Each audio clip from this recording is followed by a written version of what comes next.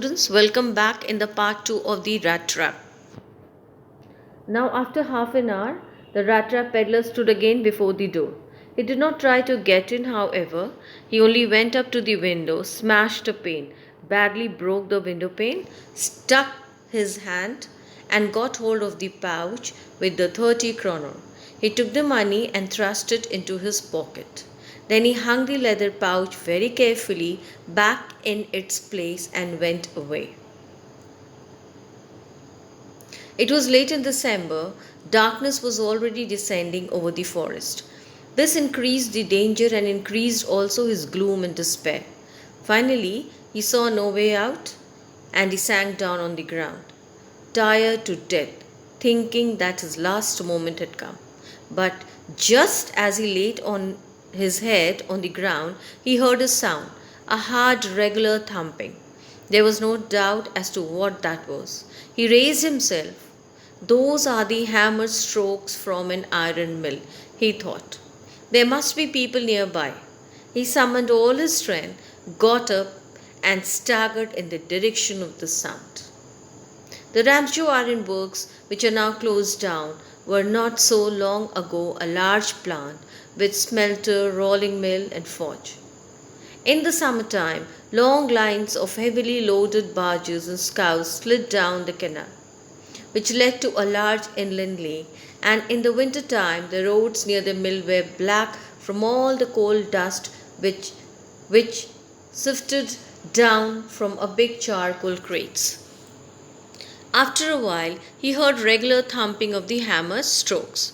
He knew that the sound was coming from Ramshaw Ironworks. He stood up and walked in the direction of the sound. He opened the gate of the ironworks and went into the forge. The owner came on his nightly rounds and noticed the ragged wretch near the furnace. The ironmaster looked intently at the peddler's face. He felt sure that the peddler was one of his old regimental comrades, Captain Von Stable, who had fallen on bad days.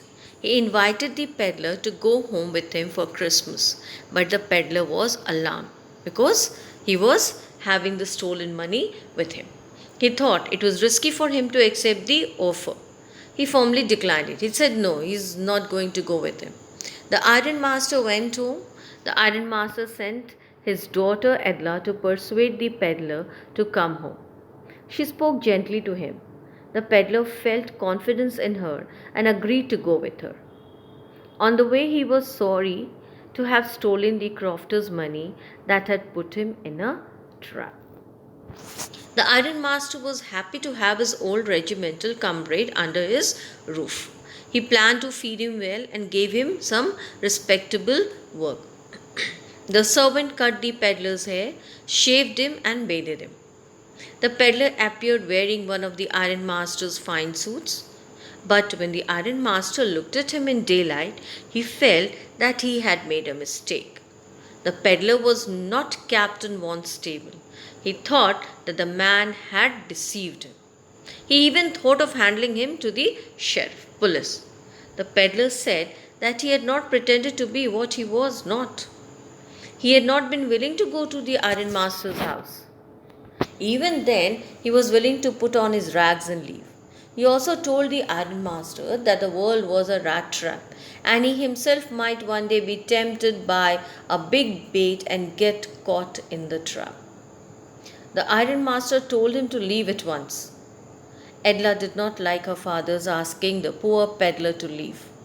She thought it was unfair to turn away the man whom they had invited. She wanted to have the joy of entertaining a homeless wanderer on Christmas Eve. She stopped the peddler and her father agreed to it. Edla served food to the peddler. He was given Christmas presents, which he thankfully received.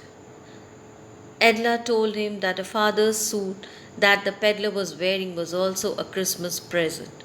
She assured him that he would be welcomed again if he liked to spend the next Christmas Eve with them. Next morning, the ironmaster and his daughter went to church.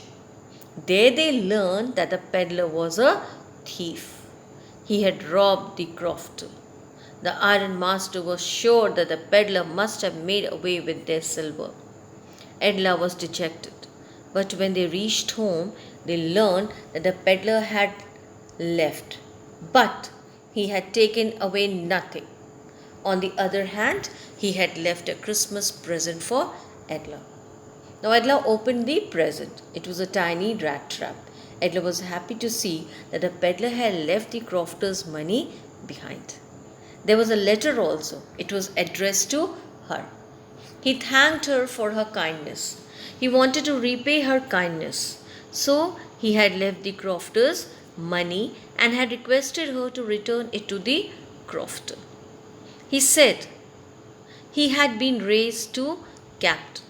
That was why he could come out of the rat trap in which he had been caught.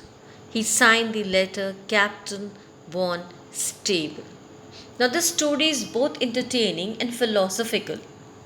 The story is entertaining because of the many sudden twists in the storyline that is maintained throughout the content.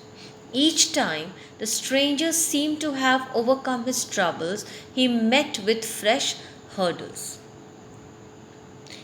The story maintains an air of suspense right through, and even the concluding part of the story is startling one.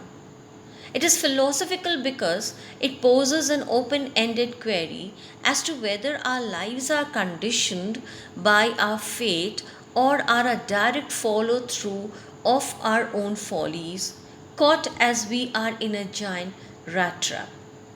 It also brings to the fore that human love, in the form of hospitality, when given unconditionally, brings about real change, as was revealed through the character of the Iron Master's daughter towards the peddler. Thank you so much. Hope you have understood the lesson.